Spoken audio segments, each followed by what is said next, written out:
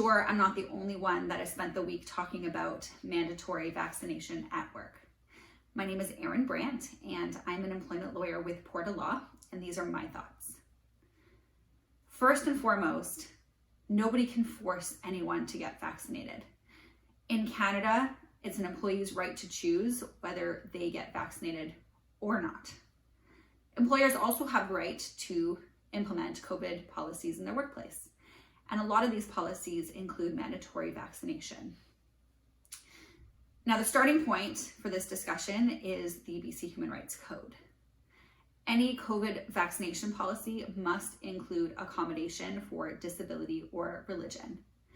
Now, this doesn't mean that an employee can say that they have medical concerns and therefore are seeking an exemption under the Human Rights Code. An employee must be able to prove with medical documentation that they do in fact have a disability and that accommodation is required for their disability. We must also consider privacy rights.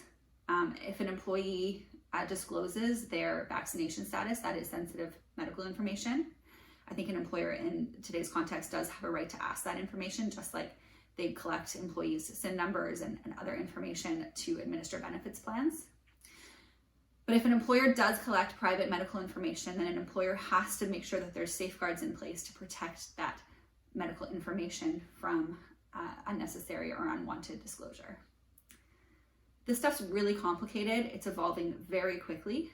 If you are an employer who is thinking about implementing a policy, or if you are an employee who has concerns with a policy that's been implemented, please do leave your comments below or feel free to get in touch with us. Thanks.